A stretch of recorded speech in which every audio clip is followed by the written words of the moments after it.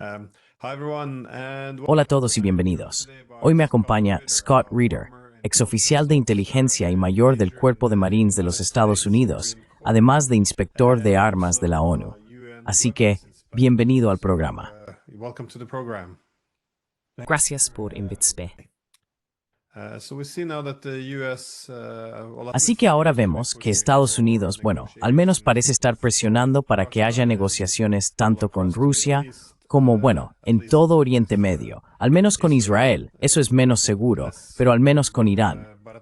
Pero pensé que podríamos empezar con Ucrania, porque Washington sostiene ahora que los ucranianos, europeos y rusos deben presentar propuestas.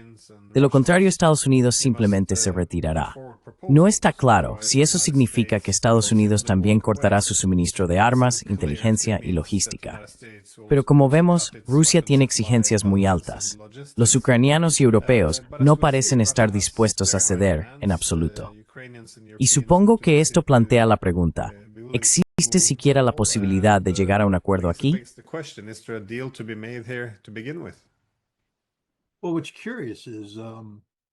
Bueno, lo curioso es que, quiero decir, en primer lugar, hay que reconocer a la administración Trump por siquiera hablar con los rusos. Esto es un gran avance en comparación con la postura adoptada previamente por la administración Biden, que básicamente había cortado todas las relaciones diplomáticas. Así que la administración Trump, al menos desde mi punto de vista, merece un aplauso por estar dispuesta a dialogar. Y el otro aspecto interesante es que, al principio de este acercamiento, la administración Trump parecía reconocer la necesidad de aceptar la realidad, no de adoptar posturas políticas. Dejaron de fingir que se trataba de una guerra iniciada por Rusia, que Rusia había invadido Ucrania.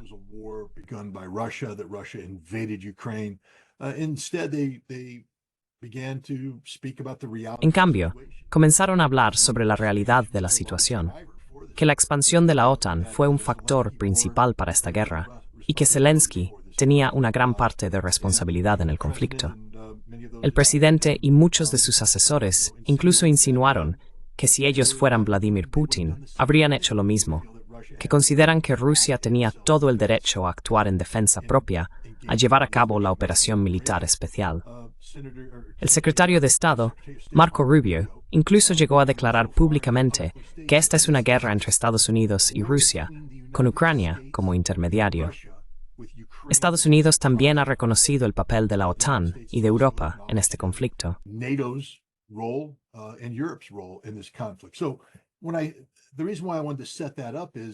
Así que la razón por la que quería plantear esto es, ¿por qué de repente Estados Unidos cree que Rusia tiene que actuar como si fuera la parte que ha hecho algo mal y por lo tanto debe hacer concesiones? Ya sabes, Estados Unidos, Donald Trump ha criticado a Zelensky, con razón en mi opinión, y ha señalado que Ucrania debe tomar algunas medidas. Pero Estados Unidos no ha adoptado el mismo tono hacia Europa. Es como si Europa no tuviera nada que ver con el conflicto ucraniano, como si la OTAN no tuviera nada que ver con este conflicto. Y este es el error. Europa y Ucrania deben hacer todas las concesiones porque Europa y Ucrania son los únicos responsables de este conflicto.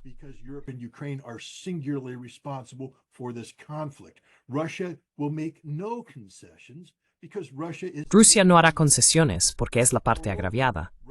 Además, Rusia es la vencedora en esta guerra. No hay ningún analista serio hoy en día que pueda postular la posibilidad de una victoria militar ucraniana. Rusia tiene la ventaja estratégica, y todos los indicadores apuntan a que la mantendrá. Por lo tanto, cualquier expectativa por parte de Estados Unidos de que Rusia deba hacer concesiones a Europa y a Ucrania es, a todas luces, ridícula, irrealista y simplemente no ocurrirá. Rusia ha expresado claramente su posición, y depende de Estados Unidos, si quiere poner fin a este conflicto, lograr que Europa y Ucrania se sumen.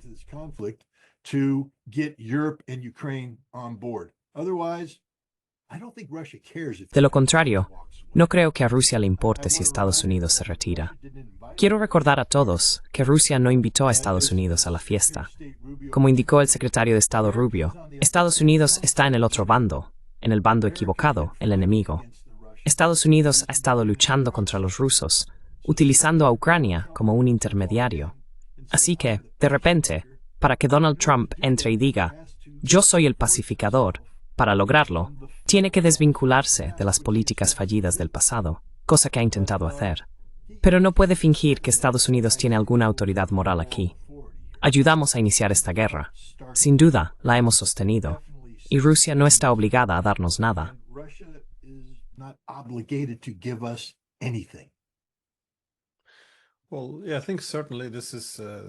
Bueno, sí, creo que sin duda esta es la mayor contribución de Trump, porque creo que toda la OTAN, bajo la administración Biden, y aún los europeos, se encerraron en esta postura al comprometerse todos con la narrativa de que fue una invasión no provocada, que no tenía nada que ver con la OTAN.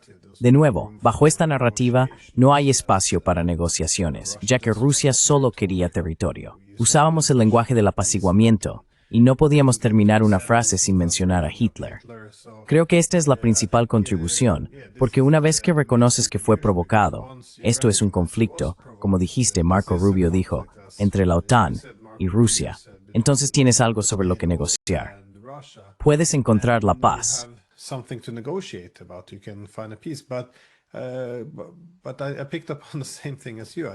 Pero yo capté lo mismo que tú. No noté dónde. Si reconocemos que somos, es decir, que los países de la OTAN son participantes, ¿cómo entramos en estas negociaciones? Porque vi lo mismo con la propuesta de Kellogg. Quiero decir, él dice que los ucranianos tienen que hacer esto, los rusos aquello, y luego tenemos un alto el fuego.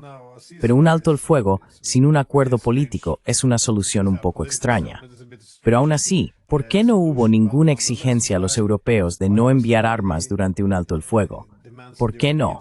Sabes, a los europeos no se les permite enviar tropas dentro.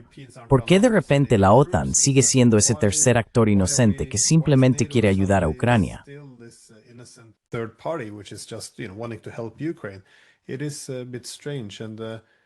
Es un poco extraño. Y eso también me lleva a mi pregunta, que es, ¿por qué Estados Unidos está haciendo más? Parece que estamos presionando a Zelensky para que acepte que no se unirán a la OTAN. Pero ¿por qué tienen voto? No son parte de la OTAN. No es posible que Estados Unidos diga, de acuerdo, vamos a firmar un acuerdo para que Ucrania nunca sea parte de la OTAN. ¿Por qué? Y ya sabes, la OTAN no debería poner tropas en Ucrania. ¿Por qué? Es como si la OTAN no pudiera evitarlo. Es simplemente, ya sabes, esta fuerza imparable. Y entonces Rusia tiene que llegar a un acuerdo con los ucranianos. Pero esto es la OTAN. ¿Por qué la OTAN no puede llegar a un acuerdo con los rusos?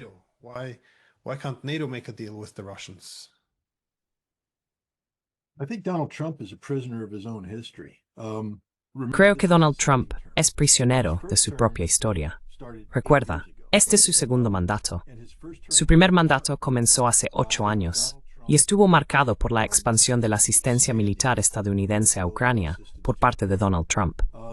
El entrenamiento militar que comenzó en 2015, liderado por Estados Unidos e involucrando a la OTAN, apoyaba específicamente una declaración de misión en la que Estados Unidos y la OTAN entrenaban al ejército ucraniano, elevando al ejército ucraniano a los estándares de la OTAN y preparándolo para lanzar una guerra de liberación del Donbass y Crimea. Concretamente, este ejército estaba siendo entrenado para luchar contra los rusos. Donald Trump heredó esto y lo amplió. Sabía cuál era la misión.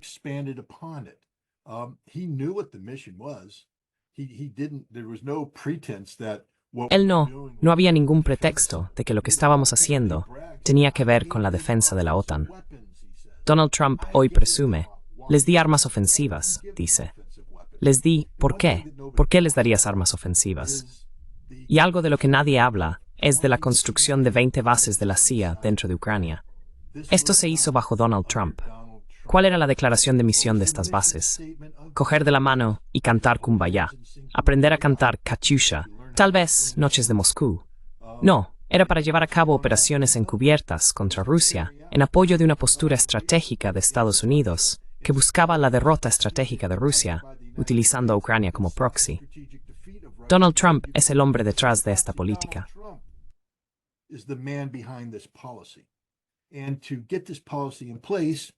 Y para implementar esta política, Estados Unidos bajo Trump trabajó con la OTAN para generar apoyo y colaboró con Ucrania para crear una dirección política de consenso diseñada para provocar un conflicto que socavara a Rusia y derrocara a Vladimir Putin.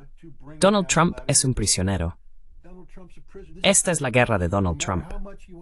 Por mucho que quiera decir que es la guerra de Joe Biden, la realidad es que Trump creó todas las condiciones previas para este conflicto. Trump lo hizo.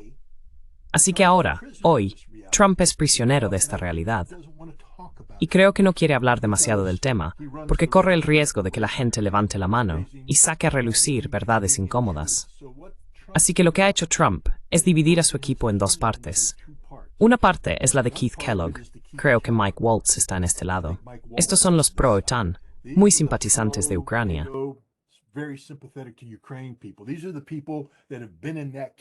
Estas son las personas que han estado en ese grupo desde el primer día, que todavía creen que, en última instancia, la misión estadounidense debería ser utilizar a Ucrania para derribar a Rusia.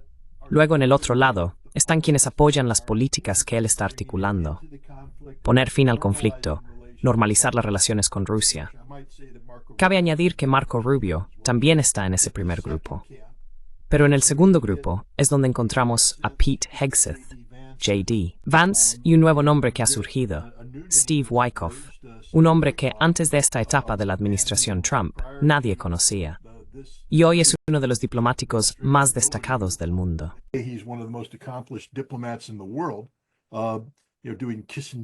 Ya sabes, haciendo una especie de diplomacia de lanzadera al estilo Kissinger. Y lo digo como un elogio.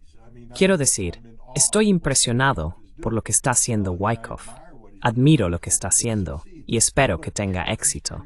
Pero Trump ha creado un equipo de seguridad nacional bipolar que está en guerra consigo mismo. Están ahí fuera. Ahora mismo no hay disciplina en cuanto al mensaje. Puedes conseguir que Witkoff se reúna con Putin y diga una cosa, y luego inmediatamente tienes a Kellogg saliendo en la televisión diciendo algo completamente diferente. Así que básicamente, tenemos una política sobre Ucrania que está en guerra consigo misma.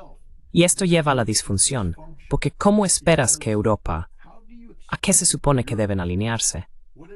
¿A qué ala del partido de Trump?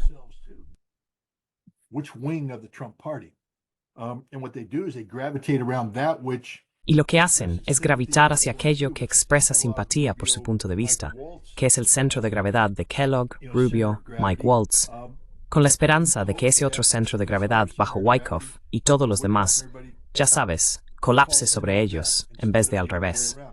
Y si Trump no soluciona esto, si no ejerce, ya sabes, control ejecutivo sobre esto, es una política condenada al fracaso. Ahora, la buena noticia es, si es que hay alguna buena noticia, que creo que esta iniciativa de paz ucraniana va a colapsar. No tengo confianza en que el equipo de Trump logre unirlo todo, pero creo que la visión estratégica de Trump de tener mejores relaciones con Rusia sobrevivirá, que Trump se alejará de este conflicto en Ucrania, y al hacerlo, se alejará de Ucrania y de la OTAN, lo que significa que va a dejar que Ucrania y la OTAN se cuezan en su propia salsa.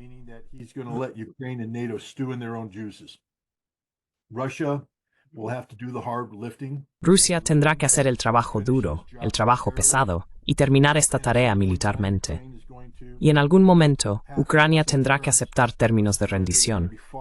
Serán mucho más duros que los términos que actualmente están sobre la mesa.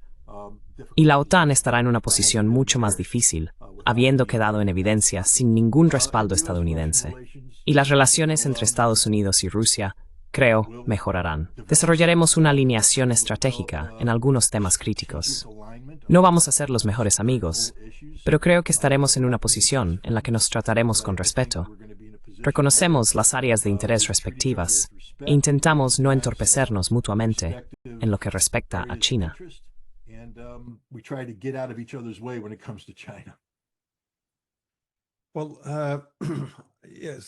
Bueno, sí, una cosa que me confundió un poco fue el contenido de esta propuesta que están promoviendo, porque parecía como si el acuerdo que Estados Unidos estaba presentando a los ucranianos se centrara todo en Crimea. Y esto me resultó un poco extraño, porque los rusos han dejado muy claras sus demandas, y las repiten una y otra vez. Quieren la neutralidad de Ucrania, y también concesiones territoriales por los territorios que se perdieron en la guerra. Pero, ¿por qué Crimea?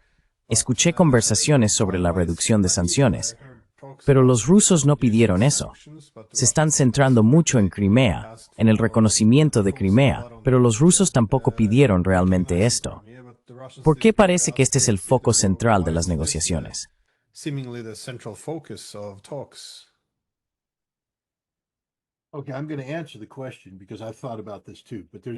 Vale, voy a responder a la pregunta, porque también he reflexionado sobre esto, pero es un tema de especulación, así que tengo que reconocerlo desde el principio. Esto es solo mi valoración. Sí, creo que eso es todo lo que tenemos por ahora, porque no se nos ha explicado. Cuando observo las declaraciones de Donald Trump y su administración, especialmente Trump, es muy importante, aunque a veces frustrante, leer sus publicaciones en redes sociales, porque son confusas. Pero sobre Crimea, dedica muchísimo tiempo a criticar a Ucrania y a Obama. Dice que Ucrania perdió esto bajo Obama, no bajo mi mandato, bajo Obama y Ucrania. ¿Por qué ni siquiera disparasteis un tiro en defensa de esto?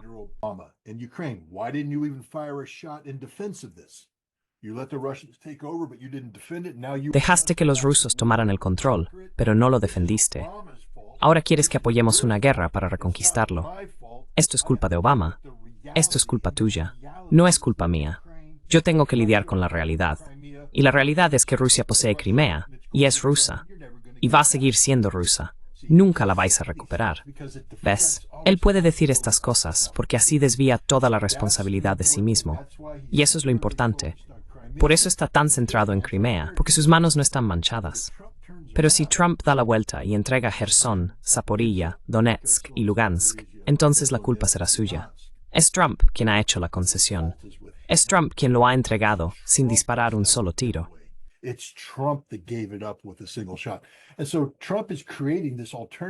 Así que Trump está creando esta realidad alternativa, intentando culpar a todos menos a sí mismo, tratando de presentarse como alguien sin culpa, etc.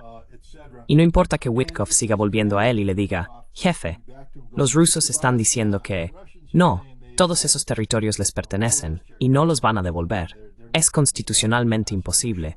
Vamos a tener que dárselos. Crimea. Intento decirte que hay otros 4 territorios ahí. Crimea. Trump solo escucha lo que quiere escuchar. Solo dice lo que quiere decir. Y por eso, en última instancia, estas negociaciones fracasarán, porque Trump no está dispuesto a asumir una posición de liderazgo.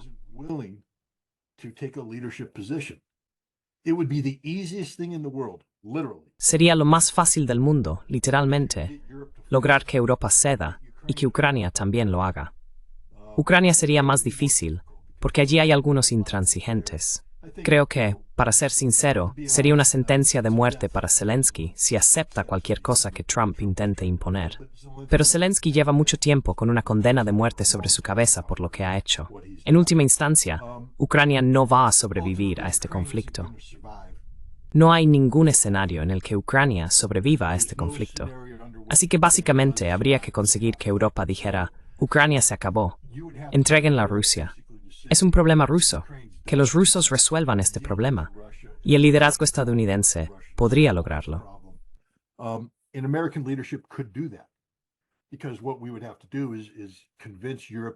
Porque lo que tendríamos que hacer es convencer a Europa de que nuestra línea roja está en Ucrania, que no habrá más aventuras rusas. Rusia no va a entrar en Moldavia. Rusia no va a amenazar a los estados bálticos. Podríamos hacer estas declaraciones porque Rusia no quiere amenazar a estos estados. Esta es una postura fácil para Estados Unidos, porque literalmente no nos cuesta nada. Y va de la mano con nuestro intento de mejorar las relaciones. Pero no lo estamos haciendo. Hemos permitido que los europeos atribuyan valor a Ucrania, valor psicológico, moral, económico, que simplemente no existe. Ucrania es literalmente, ya sabes, el pozo donde tiras dinero y simplemente sigue. No puedes arreglarlo.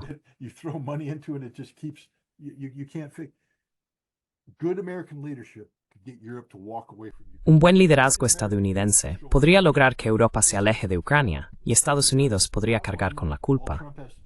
Es fácil de hacer, porque todo lo que Trump tiene que decir es, no, esto es culpa de Obama y Biden. Y tiene una base MAGA aquí en Estados Unidos que aceptaría eso. Pero no está dispuesto a hacerlo porque su equipo está dividido. Y tiene este equipo proeuropeo. Necesita despedir o convencer al equipo europeo para que se unifique con el equipo de Trump. Si lograra que Europa se retirara de Ucrania, entonces este conflicto terminaría.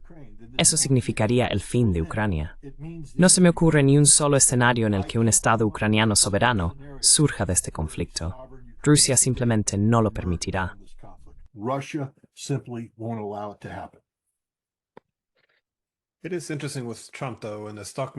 Es interesante lo de Trump. Sin embargo, cuando la bolsa baja, es la economía de Biden. Cuando sube, es la economía de Trump. Es un mundo agradable el que se ha creado para sí mismo. Sí, es muy cómodo y no hay ninguna responsabilidad ahí.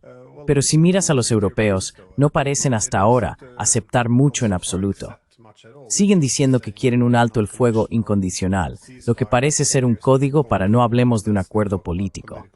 Hablan de fuerzas de paz europeas, aunque parecen reconocer que no pueden reunir más de 25,000. Pero creo que muchos de ellos están mirando todo esto y preguntándose, bueno, ¿qué va a hacer realmente Trump? ¿Va a retirarse o no? Porque si no se retira, podemos simplemente seguir alargando esto. Pero, ¿hay alguna otra manera en la que Trump pueda conseguir cierta cooperación de los europeos para acabar con la guerra? Aparte de amenazar, supongo que también tendría que retirarse realmente en Hall.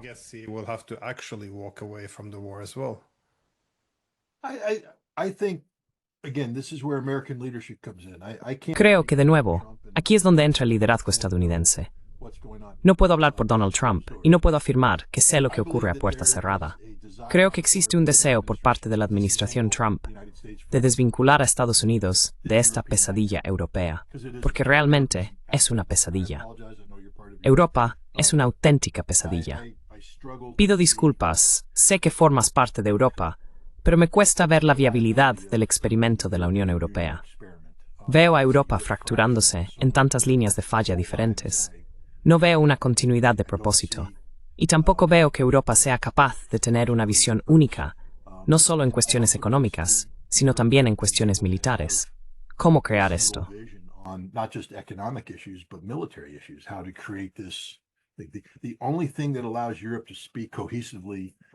Lo único que permite a Europa hablar con cohesión en términos militares es la OTAN. Y la OTAN solo puede existir si Estados Unidos es una parte dispuesta y significativa en ella. Así que Trump está hablando de desvincularse de esto. Pero si no quieres divorciarte completamente de Europa, aunque eso pueda resultar atractivo para personas como yo, no es una política realista. No vamos a divorciarnos de Europa. Hay demasiada historia ahí. Hay demasiada alineación económica. Y francamente, Estados Unidos sigue teniendo un corazón muy europeo, lo que significa que nosotros, como tierra de inmigrantes, seguimos derivando la mayor parte de nuestros vínculos culturales, étnicos e históricos del continente europeo. Así que no vamos a divorciarnos de Europa. Creo que Trump debe ser muy claro sobre cómo ve el papel de Estados Unidos en Europa de cara al futuro.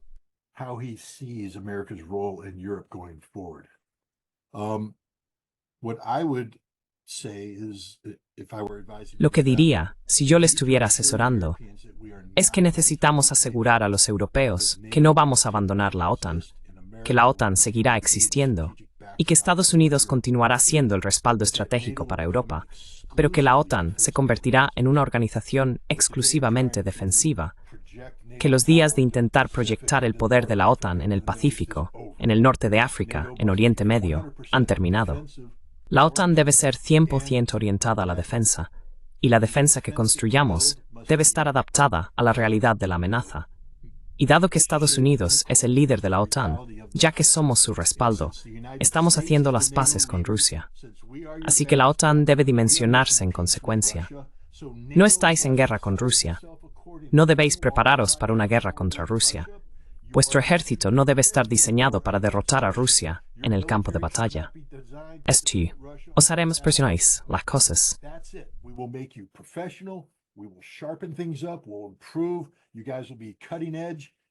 Mejoraremos. Vosotros estaréis a la vanguardia, y si alguien os ataca, podréis defenderos. Pero la era en la que la OTAN se define como un baluarte contra la expansión rusa debe terminar. Y si no estáis dispuestos a aceptar esto, hemos terminado con vosotros. Y si os dejamos por completo. Todo recaerá sobre vosotros. y no podéis permitiros esto. No tenéis la capacidad económica, no tenéis una visión unificada. Fracasaréis, así que es vuestra elección. Si queréis que asumamos esta posición de liderazgo, debéis desvincularos de Ucrania. Eso se ha acabado.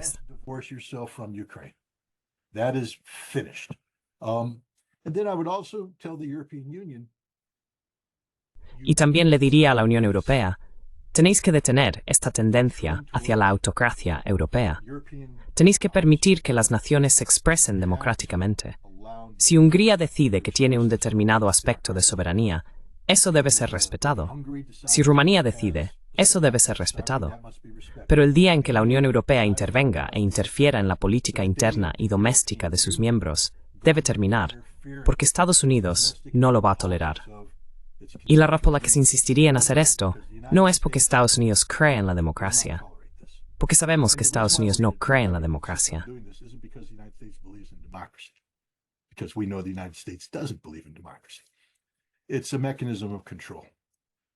Es un mecanismo de control, porque si vamos a mantener la democracia y este nivel de implicación militar, tenemos que asegurarnos de que Europa nunca nos arrastre inadvertidamente a otro conflicto. Porque el objetivo estratégico no es redoblar la apuesta por Europa, es desvincularse de Europa. Así que si vamos a permanecer en la OTAN, tenemos que asegurarnos de tener la capacidad política para evitar que Europa se convierta en un monstruo. Y solo se puede lograr fomentando que las naciones individuales expresen sus derechos soberanos y evitando que Europa se una como una sola entidad. Eso tiene mucho sentido. That makes a lot of sense. But yeah, well, Trump seems to be on. Pues sí, el viejo Trump parece estar en esa línea. Tiene una visión muy negativa de la Unión Europea. Supongo que Elon Musk es aún más explícito en su desprecio por esa idea, ese bloque. Pero antes mencionaste Ucrania. Puede que Zelensky no sea capaz de lograr un acuerdo sin que, supongo, lo maten.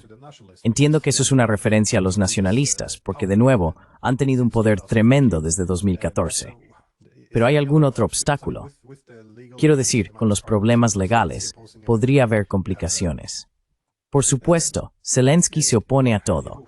¿Con quién se puede hablar? Esto va a ser muy difícil de aceptar para cualquier ucraniano. ¿Ves alguna posibilidad de que se llegue a un acuerdo o solo se sentarán a negociar cuando ya haya comenzado el colapso, cuando pierdan el control sobre sus fuerzas armadas? Porque no veo a los nacionalistas dispuestos a negociar nada. Son muy decididos.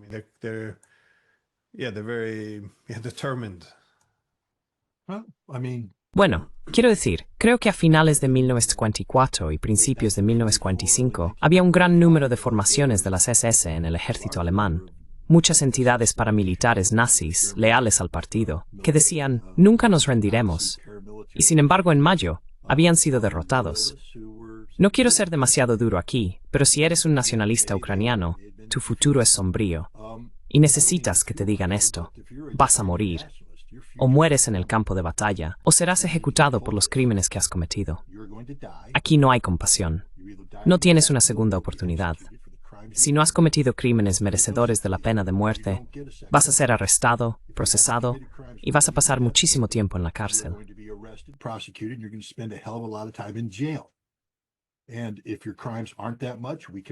Y si tus crímenes no son tan graves, podemos rehabilitarte e intentar reintegrarte en los estratos más bajos de la sociedad, pero nunca estarás en una posición de poder. Este es tu destino. Y tenemos que simplemente... Esto es lo que significa la desnazificación. Esto es lo que los rusos me están diciendo a mí y a otras personas. Esta es la dura realidad. Así que los nacionalistas pueden hacer toda la pose que quieran. Van a morir, igual que murieron los nazis. O pueden irse a la diáspora. Quizá Occidente sea un receptor dispuesto para una quinta ola de inmigración ucraniana, donde podamos traer a todos los nazis aquí y dejar que vayan a un campamento de verano en Ellenville. Y pueden conseguir sinecuras financiadas por el gobierno, etc., lo que sea.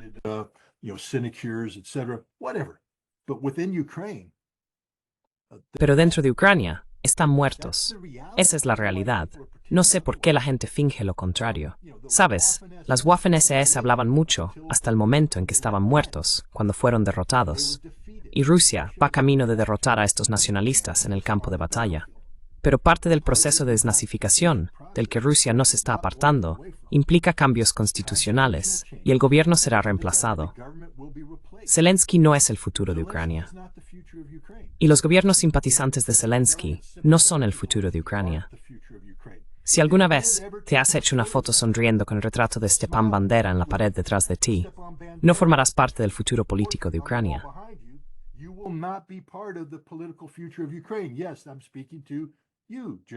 Sí, te estoy hablando a ti, General Zelensky, hijo de puta nacionalista ucraniano, y a todos los demás que han abrazado esta ideología odiosa. Y pido disculpas por el lenguaje, pero no tengo ninguna simpatía por estas personas. Ninguna, en absoluto. No hay nada atractivo en su ideología. No hay nada que pueda malinterpretarse sobre lo que intentan hacer. Son ultranacionalistas llenos de odio. Son supremacistas blancos que consideran a cualquiera fuera de su pequeño, ya sabes, grupo específicamente definido, como subhumanos. Ya sabes lo que dicen de los rusos, cómo llaman a los rusos y cómo tratan a los rusos. Los polacos saben cómo tratan a los polacos.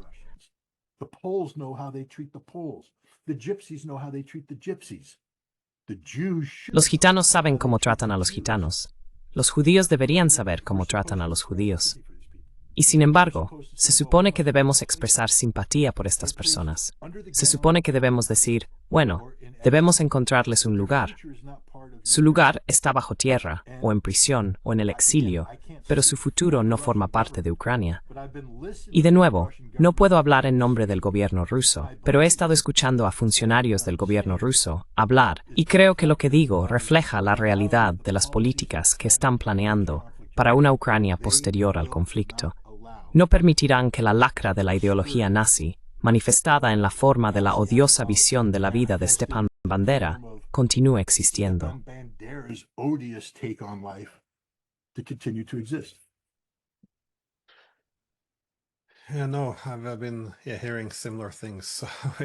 No, he oído cosas similares, así que probablemente vas bien encaminado. Quería cambiar un poco de tema hacia Oriente Medio, porque por supuesto también se están llevando a cabo negociaciones allí. Bueno, supongo que una pregunta muy general sería, ¿crees que se puede detener el genocidio en Gaza? O no estoy seguro de cómo se podría evaluar esto. ¿Está Trump ejerciendo alguna presión o influencia sobre Netanyahu? ¿O crees que nada de esto es posible?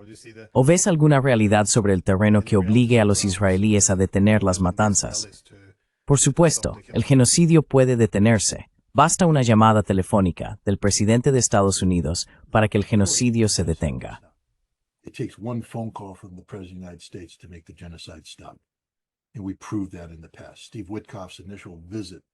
Y lo demostramos en el pasado.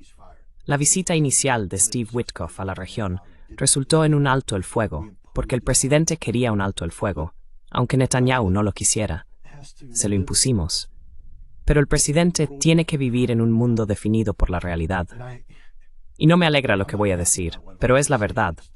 El lobby pro-israelí, pro-sionista, ejerce una cantidad de influencia y control político sin precedentes aquí en Estados Unidos, tanto que es casi imposible ser elegido.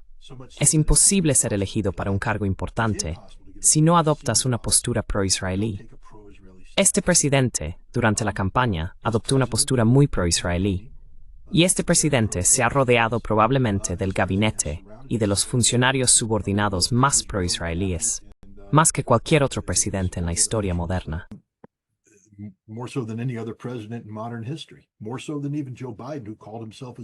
Más aún que Joe Biden, quien se autodenominó sionista.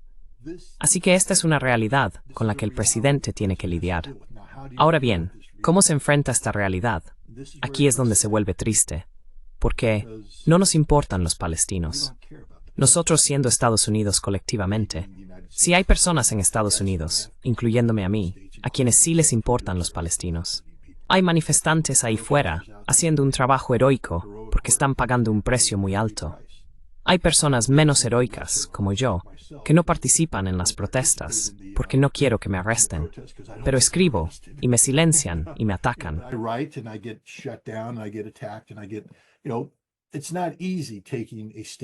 No es fácil adoptar una postura en apoyo a Palestina y una postura en contra de Israel. Pero a pesar de todo eso, no estamos logrando ningún avance, porque nada de lo que hacemos está afectando a Donald Trump. Así que ahora, la realidad es que a Trump no le importan los palestinos.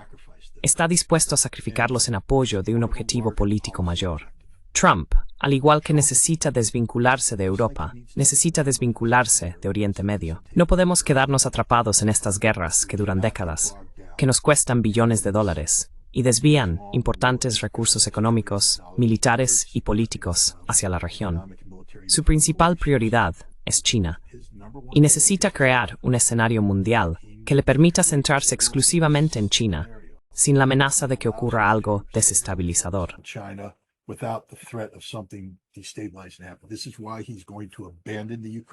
Por eso va a abandonar el conflicto de Ucrania, pase lo que pase.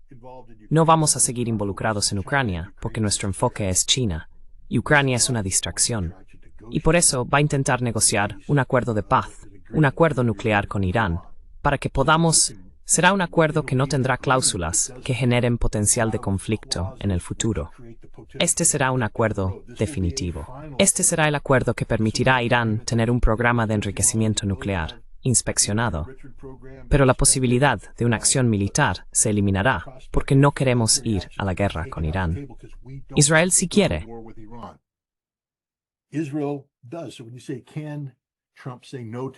Así que cuando preguntas si Trump puede decirle que no a Netanyahu, sí puede. Pero políticamente necesita una válvula de escape que compense la angustia que va a causar la paz con Irán. Y esa válvula de escape es Gaza. Va a dar luz verde a Israel para que haga lo que le dé la gana en Gaza, para bombardear Beirut, para maniobrar en Siria. Pueden hacer todo eso porque no requiere apoyo militar estadounidense. Irán requiere una enorme cantidad de apoyo militar que no queremos proporcionar. Así que creo que vamos a hacer la paz con Irán. Decirle a Israel que haga lo que tenga que hacer en Gaza y luego involucrarlo en la lucha y lograr que los hutíes dejen de interceptar el transporte marítimo.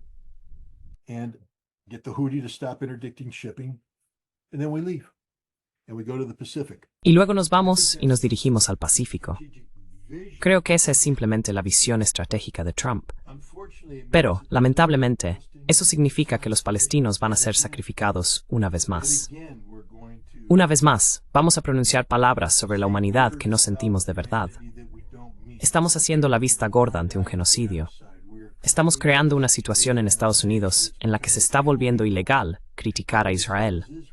En la tierra de la libertad, el hogar de los valientes, donde se supone que la libertad de expresión debe reinar por encima de todo, ahora va a ser ilegal manifestarse en contra de Israel. Esto demuestra, una vez más, el control que el lobby pro-Israel tiene sobre Estados Unidos.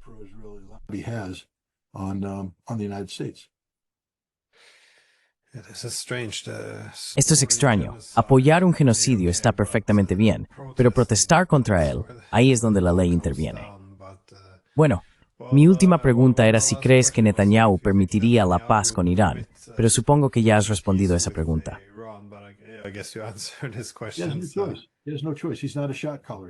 No tiene elección.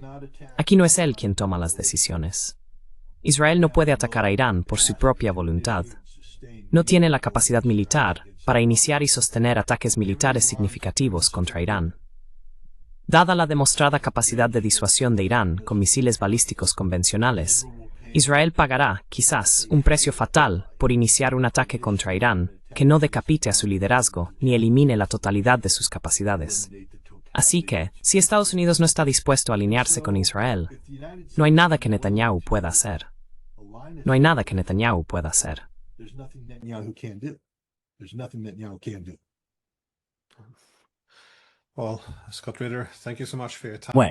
Bueno, Scott Ritter, muchísimas gracias por tu tiempo. Ha sido muy interesante. Supongo que Trump lo hace a propósito, la ambigüedad estratégica que introduce en sus tácticas de negociación. Así que es fácil confundirse. Así que sí, gracias de nuevo, nos mantiene ocupados. De acuerdo. Bueno, gracias. Gracias por invitarme. Que tengas un gran día. Gracias de nuevo.